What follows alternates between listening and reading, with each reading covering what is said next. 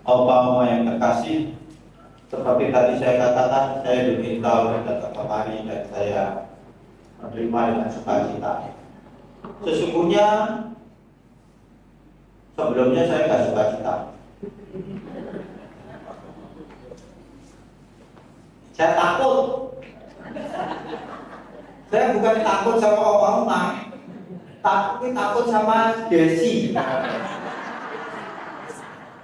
Kenapa saya takut? Karena saya melihat di Instagram Romo Fikar itu disuruh megang perutnya begini-begini. Saya bayangkan nanti saya disuruh apa di sini. Kalau saya begini-begini rambut saya pakai gila. Jadi saya itu datang kemarin takut sekali ya. Dibujuk-bujuk terus kalau dia datang ke kantoran, datang mau jangan lupa lu, datang mau jangan lupa lu. Saya pura-pura lupa terus. Karena saya takut. Tapi saya membaca bacaan Injil pada hari ini. Bacaan Injil hari ini itu meneguhkan saya, sehingga saya datang kemari dengan sukacita. Bacaan Injil hari ini kan menggambarkan bagaimana orang lumpuh itu ditolong oleh teman-temannya supaya sampai kepada Yesus, ya kan? Ya kan? Tidak masuk, ya kan? Tapi kayaknya saya tadi bisa lihat Bu Aris gini-gini ya.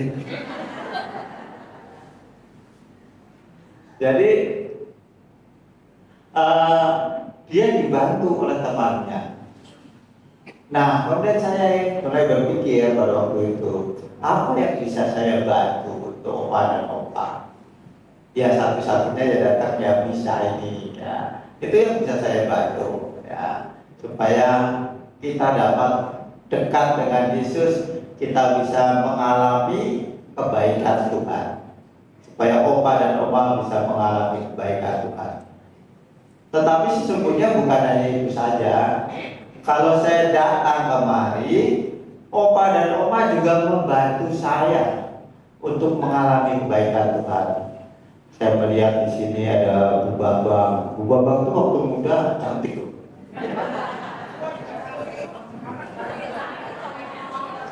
Sekarang ya cantik 50 tahun yang lalu.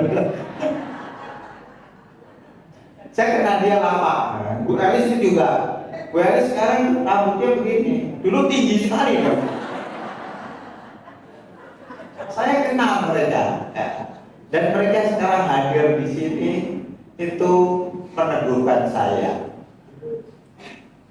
Dengan ketekunan, dengan kesetiaannya mereka datang main Bu Bambang main angklung. Bu Binda itu sama saya juga. Bu Binda mana Bu Binda? Ada di belakang turun. Dulu rambutnya masih hitam. Sekarang sudah hilang hitamnya. Tapi masih main angklung. Bu Eri juga ada.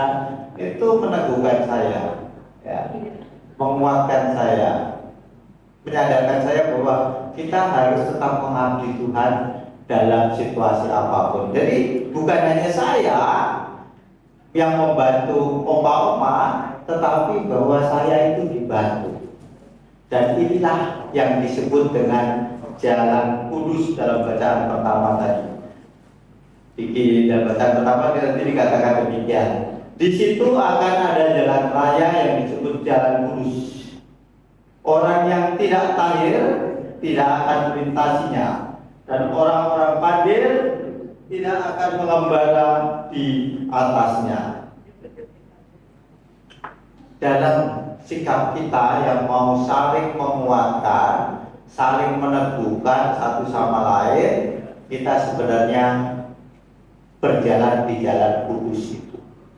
Maka Opa-Oma dan juga para relawan yang ada di sini, kita itu diingatkan akan jalan tersebut. Setiap hal yang kita lakukan untuk saudara kita, untuk sahabat-sahabat kita, untuk teman-teman kita yang baik yang kita lakukan, sebenarnya bukan hanya membantu orang lain, tetapi membantu kita sendiri. Ya, karena kalau Opa-Oma nggak ada, ini Bu Felis, Linda, Putin, apa pasti tadi bergosip di sana. Masih ngomongin pastornya lah, itu dengan ada apa-apa mereka datang ke sini ngobrol, melayani ya kan? Kalau enggak mereka pasti gosipin semuanya, orang itu kayak begini, ngomong Romanus kayak begitu kan. Jadi ada yang opa-opa itu membuat mereka mampu menunjukkan kasih. Ya. Jadi kehadiran sesama kita yang kita layani itu dalam arti yang sama melayani kita juga. Nah disinilah kita saling tolong menolong dan disinilah kita berjalan sampai kepada Yesus. Ya. Jangan kita itu seperti orang-orang Farisi dan ahli Taurat yang justru malah menghalangi orang kepada Yesus. Banyak orang mengatakan orang nggak mau melayani, ya. Tapi mengkritik aja orang yang melayani. Orang-orang ini seperti orang Farisi dan ahli Taurat. Yesus mengatakan bahwa kita hendaknya saling tolong menolong satu sama lain, saling membantu satu sama lain, saling mendukung satu sama lain. Maka gelora ada untuk mewujudkan itu sehingga nanti kita dapat bersama-sama mengalami Tuhan, mengalami kebaikan Tuhan, mengalami cinta kasih-Nya. Terima kasih kepada gelora, kepada Butin sangat-sangat. Butin Stanley itu semangat sekali dari dulu, ya, nggak pernah capek, ya, nggak pernah capek dia, ya. Nggak pernah tua juga. Udah 80 ya. Oh tahun depan 80, tapi dia gayanya itu masih 17 tahun. Penampilannya masih begitu. Kalau Desi itu dia di 50-an, tapi gayanya seperti 87 deh.